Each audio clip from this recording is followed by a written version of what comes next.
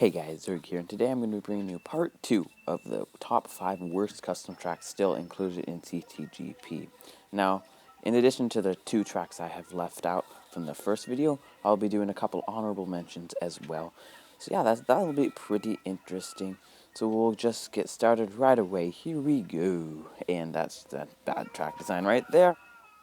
Alright, so the first honorable mention here is the F-Zero tracks. Now, I'm kind of lumping them together, but basically they are the same track.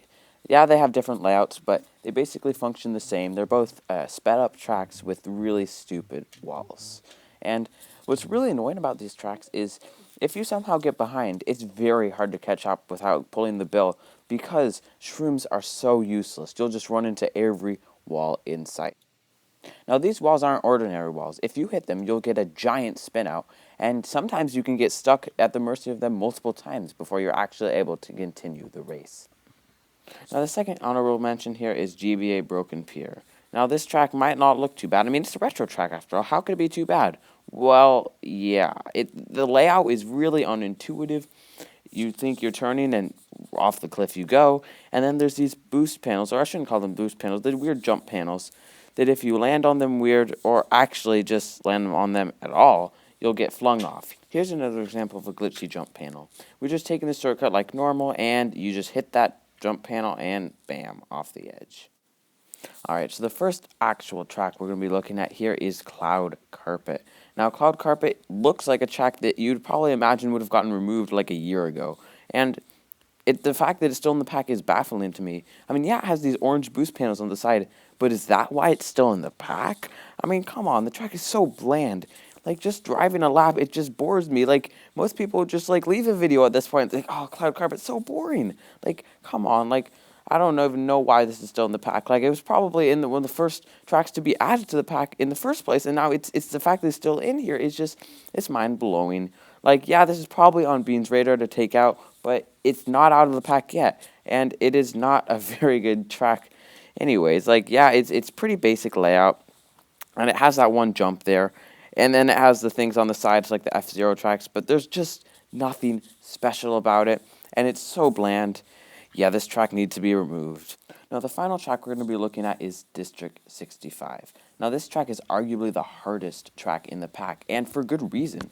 Now, the reason why this track is so difficult is because of all the obstacles that are everywhere. This track is not really a race when you're playing on it. It's basically who knows the routes. It's basically a time trial, to be honest, and it's you versus the environment, not you versus the other players. And the first annoyance here is the trucks.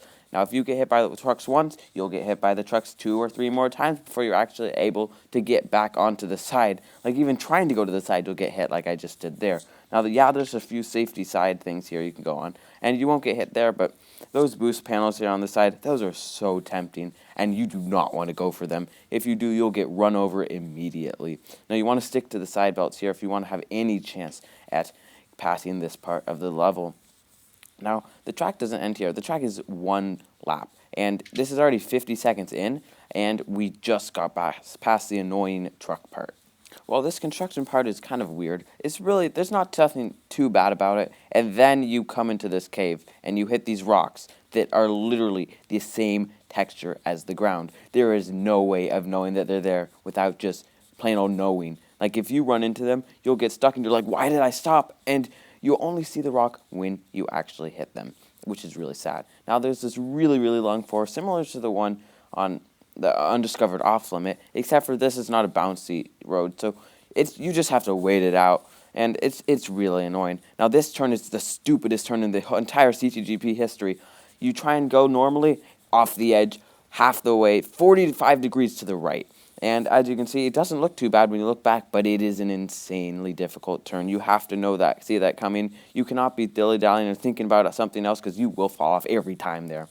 Now, this part is also really annoying because you see the white spots there? Yeah, that's a pit. You know, you don't want to run into that, but the thing is you can't even see. The pits come up to so fast that you'll fall into it before you even know that it's there. And that is not even the end of the annoyances of the track. You look up there, where does the track go? I don't know. I tried to go to the right here, but, you know, apparently that's a wall, so apparently you want to go forward. Now, of course, you come through here, and this part seems, oh, wow, the worst is over, and that's probably true. But the track is not over yet. Now this straight is the only break you're going to get the entire track, because right after you come off this panel, which you have no idea where the track goes, you're going to hit the wall if you don't turn, and that is really bad track design right there, just as the entire track is. Now these chomps go insanely fast. Now I was really lucky I didn't get hit by them, but those will rip you every time.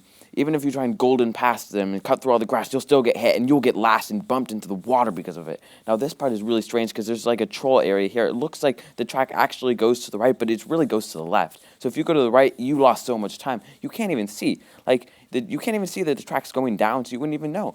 Now, once you get onto this part, it's really not that bad. The boulders don't normally hit you, but what really will hurt you if you run into that dirt at all. So you want to make sure you don't do that, because that will slow you to a stop. Now this, part is really sketchy. You feel like you're going to fall off every time, but unlike the one Molten Magma Melee track, you don't fall off, which is actually a relief. Anyways, guys, we're approaching the end of the track, and that was one intense track. Now, if you liked the video, make sure to leave a like, as that is much appreciated.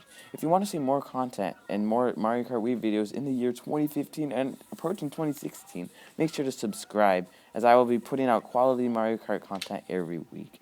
Now, hope you guys enjoyed the video, and for now, goodbye.